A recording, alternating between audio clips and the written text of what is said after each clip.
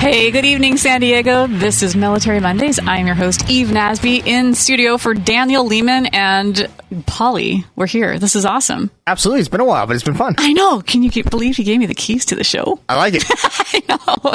He's very, very brave.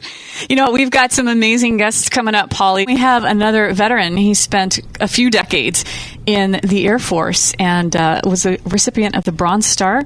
He is out there right now in the world of human resources, has some really impressive statistics, managing billions of dollars worth of stuff, and he's looking for a job in HR. So we're going to talk to him and find out why every company in San Diego should be knocking at his door to ask him to work for him. Sounds like a lot of fun. I know. We should probably stop talking and get started. AM 1170, The Answer.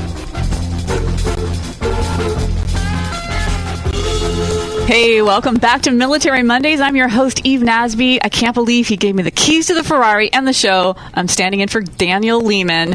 And next up, we have a Bronze Star recipient. He spent a good amount of his life in the Air Force. We are honored to have Jim Murtha with us. Jim, welcome to Military Mondays. Thank you very much. I'm happy to be here. I'm in KCBQ. Yes, I know. The house that Shotgun Tom built. So.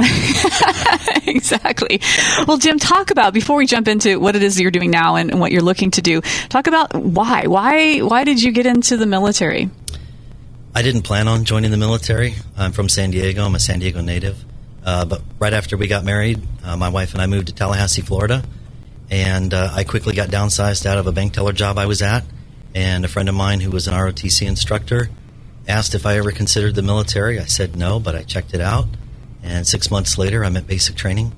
I enlisted. I was a communications specialist. And 7 years later, I got my degree, got my commission. And for the past 16 years, I've been an HR officer and just loved every minute of it. Almost every minute of it. Almost. I love your honesty. So I think you were getting ribbed while we were offline because you came from a Navy town and you joined the Air Force. Yes. What was that? Well, you obviously went overseas quite a few times. Tell us about your experience in the military. I know that you, obviously, Bronze Star recipient. Tell us those stories. I was fortunate enough. A lot of people spend their whole careers trying to get overseas. I was fortunate enough to go overseas several times. We were stationed in Germany, Turkey, Germany twice. I deployed 5 times. I was in Kuwait. Wow. I was in Qatar twice and Afghanistan once. Wow. And so how did you rewarded the Bronze Star? The Bronze Star was when I was in Afghanistan. I was a deputy commander for a support squadron that supported Air Force personnel who were embedded in Army units. And we convoyed a lot. We convoyed every other day, so up to about 200 convoys during my time there, driving through the city of Kabul. Thank goodness we were never shot at. Wow. No one was hurt, thank goodness.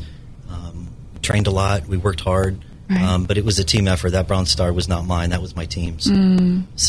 So you mentioned there was an accident. So we're looking at this kilometer pressure because I think military people, for the most part, see more combat than any civilian will ever, right? So you see more things that would stress you out and freak you out, where a civilian would probably just pass out. And you guys are still working in the heat of all this chaos. So tell us about that story. You mentioned you got into an accident in Kabul, or yes. Well, so most days during those convoys, like I said, nothing happened. We never got shot. But a lot of times the stress came from what didn't happen. You never know. You never knew if the scooter that was coming up behind your truck was just a couple of teenagers or it was a couple of bad guys wanting to do bad things. Right. This particular day, it was my 3rd day in country. I was in the back seat, and we rear-ended a vehicle. And we didn't even know we rear-ended it until we found out that the car in front of us wasn't moving. And we had crushed our 20,000-pound truck, had crushed this little Toyota Corolla. Oh. So crowds quickly gathered around our truck, not to cause trouble, at least not that we thought, but just because they were curious. And within moments, we had about 200 people surrounding our truck. Wow. And so I had to get out. That'll make you nervous. I was terrified. Yeah. 3rd day in country. Welcome. Yes. Welcome to Kabul.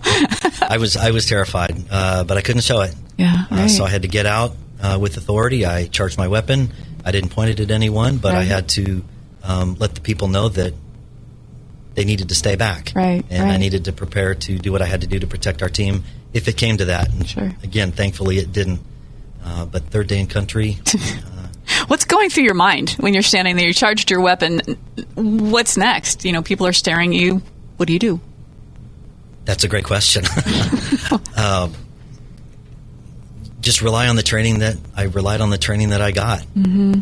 Sometimes when you go through training, it seems mundane, it seems useless, it seems pointless, and you never think you're going to need it. And then comes the day when you need it. Yep. And the training kicked in.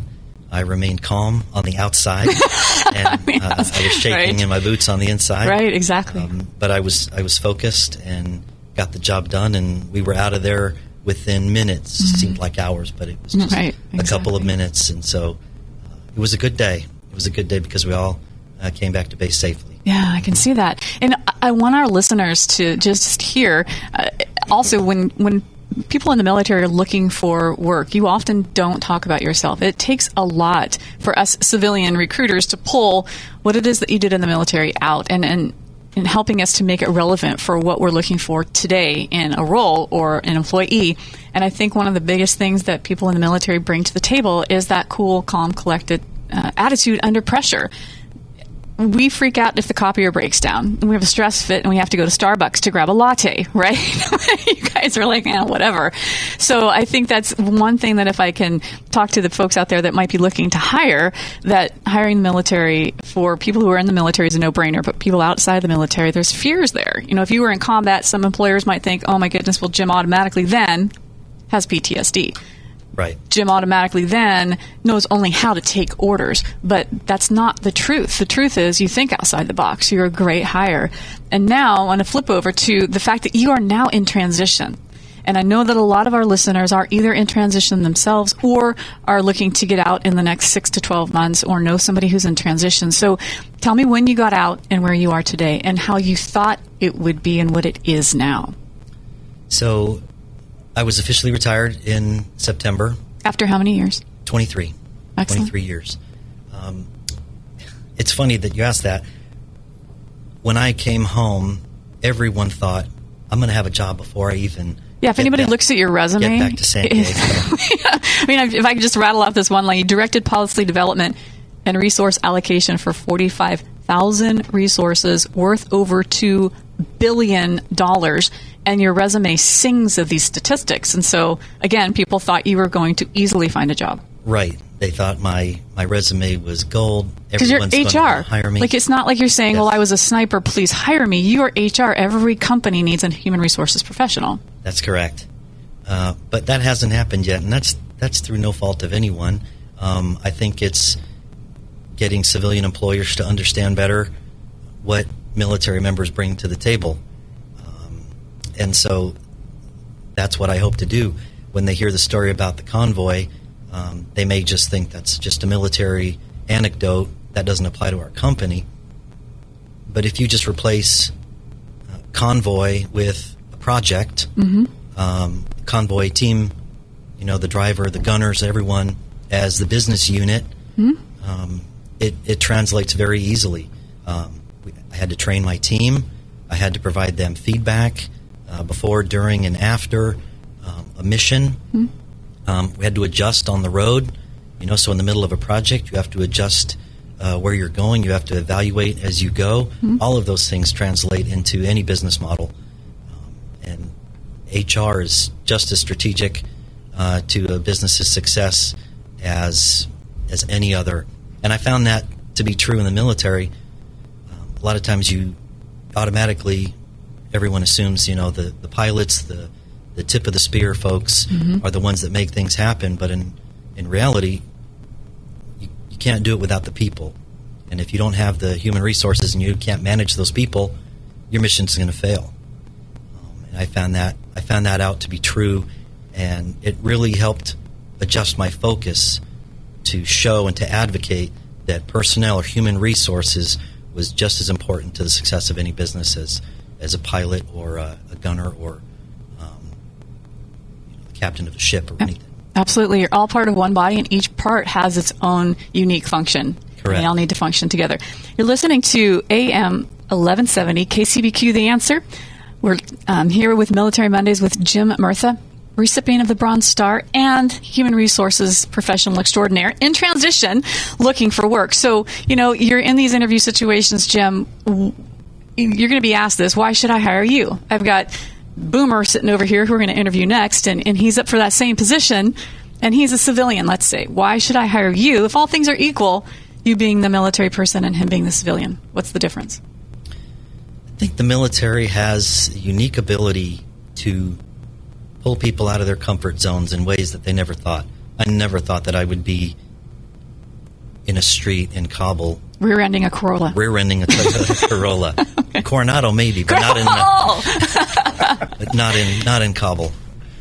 So it has the unique ability to pull people out of their comfort zone, stretch them beyond what they thought, far beyond what they thought, and come out on the other end stronger and more confident than they ever thought possible. And that's what happened to me when I graduated college. Or I wasn't focused, or high school. I wasn't focused. I didn't know what I wanted to do. And when I joined the military, it slowly was instilled in me.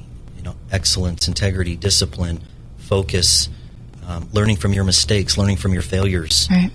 Overcoming those obstacles, working with teams, working with people that you may not like, working with people that you don't understand because they're from a different culture, they're from a different service, who all speak different languages. Yep. They have the same goals, but different ways to get there. I think a military person's cross-cultural experience can add a lot to any organization, because you have people of all walks, faiths, colors, creeds, beliefs, and a military person in the course of their career has dealt with all of that, and very successfully so. And so I think that's just another thing that you can bring to the table. Yes. So let's talk about what kind of companies that you're looking for, because we've got thousands of listeners out there who are working, who got connections, right? So let's just come together as a community and kind of help you, Jim. What kind of company are you looking for? The type of company or the industry of the company, I'm not too concerned with. I care more about the culture of the company, one that I'm a good fit for. I am a military veteran, but I'm not your prototype, rigid, Patton, Nimitz type leader. Okay. I'm self-deprecating. I want to have fun. I think that's an important part of the job. And I want a job, or want to be with a company that I can grow with. I was with the same company for 23 years. That's right. And I think it's possible. It may seem like an outdated desire to stay with the same company, but I think Tony Gwynn can do it, so can I. There you go. All right, Jim, Murtha, such a pleasure to have you here. Thank you for your service to our great nation. And if folks are wanting to get a hold of your resume, they can jump on Military Mondays. We'll have it posted up there. And thanks again for being here. Thank you very much.